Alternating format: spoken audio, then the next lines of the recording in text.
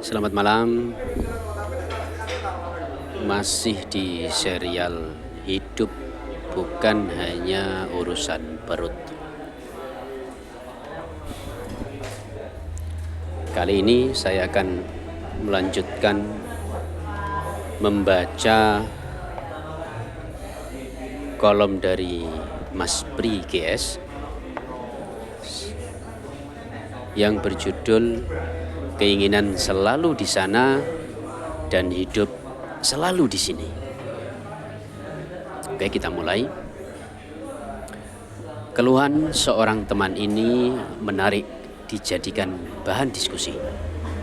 Kita mulai saja dari urutan hidupnya.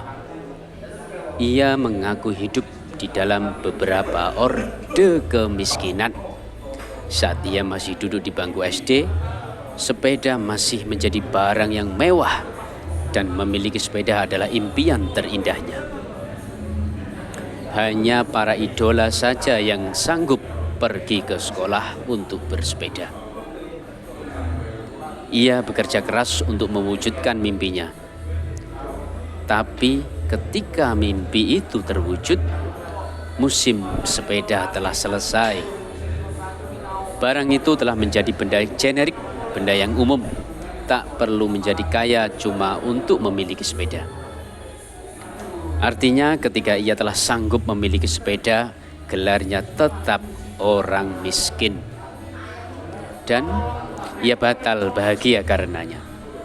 Musim telah berganti, sepeda motor adalah gengsi pergaulan terbaru.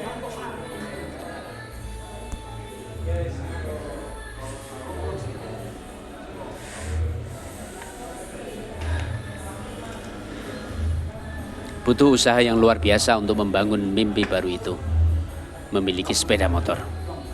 Ia butuh merampungkan semua jalur sekolahnya. Setelah lulus pun, ia masih butuh bekerja. Bekerja pun bukan jenis yang besar bayarannya. Ia butuh menampung sekian lama.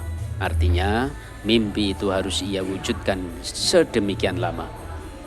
Sementara ia membangun mimpi, kehidupan terus berjalan begitu cepatnya.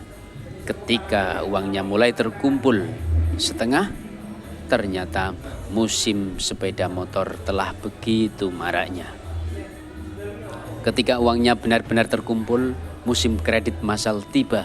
Dan ketika ia benar-benar memiliki sepeda motor, barang itu tak lagi menjadi simbol gengsi lagi. Gengsi seseorang kini telah diukur dengan mobil yang dipakainya. Dan sebaru apapun sepeda motor yang ia punya, kendaraan itu tetap saja disebut sebagai si roda dua. Masih kepanasan jika panas, kehujanan jika hujan. Kejengkelan kembali merenggutnya karena baginya hidup seperti terlalu cepat dan keberhasilannya melulu terlambat, melulu telat. Baiklah, ia harus memburu mimpi baru, yaitu bermobil. Ia menabung dengan gegap gempita. Begitu diburu keinginannya punya mobil, tapi begitu lambat laju tabungannya itu. Perasaan terburu-burunya itu cuma membuat ia sanggup membeli mobil tua. Sejenak ia memang tidak kehujanan jika hujan, tidak kepanasan jika panas. Namun, ia tetap berbahagia karenanya. Tetapi yang tak pernah ia duga ialah bahwa si mobil ini jauh lebih banyak berada di bengkel daripada di garasi. Itu karena umurnya yang sudah terlalu tua. Namun yang paling menyakitkan ialah gurauan teman-temannya tentang mobil ini. Cuma bergurau memang, tapi lukanya sampai ke lubuk hati. Apakah mobil setua ini jika direm masih mau berhenti? Jangan-jangan mobil semacam ini sudah tak perlu rem lagi, tapi cukup ditabrakkan ke tembok saja jika butuh berhenti. Sungguh ledekan ini segera melemparkannya jauh. Begitu ia bermobil, malah begitu tegas wajah kemiskinannya. Maka ia berjanji akan bekerja sangat keras untuk menebus itu semua, dan ia memang menebusnya. Ia sanggup membeli mobil. Mobilnya memang telah berganti dan keuangannya mulai tertata, tegasnya.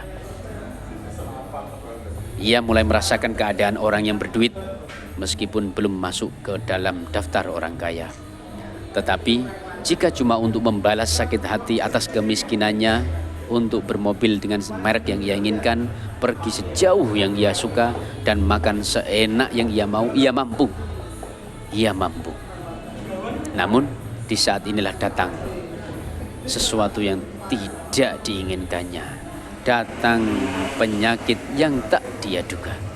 Lehernya sering kaku dan mengejang, kepalanya pusing separuh, dan tubuhnya sering lemas tanpa sebab. Terpaksalah ia datang ke dokter, lalu muncullah vonis celaka itu. Ia punya potensi penyakit gula dan darah tinggi yang serius. Lemak, asin, gurih, dan manis adalah makanan yang harus ia singkirkan. Dan semua makanan itu, celakanya, itu adalah makanan yang paling ia suka. Jenis-jenis makanan yang ia suka harus ditinggalkannya, harus dijauhinya. Ya, demikianlah. Memang keinginan itu selalu ada di sana, dan kenyataan hidup itu selalu ada di sini. Hidup selalu seperti apa yang sering dikatakan pakar pemasaran Jack Trout, seperti memilih channel televisi. Begitu channel itu ketemu, acara yang hendak kita tonton telah selesai. Demikian satu kolom menarik dari BRIGS. Kehidupan memang kebanyakan seperti itu. Yang perlu kita garis bawahi itu, yaitu bahwa keinginan selalu di sana dan keadaan atau kenyataan hidup selalu di sini, dan itu membuat kita pusing, dan itu membuat kita tidak bersyukur. Maka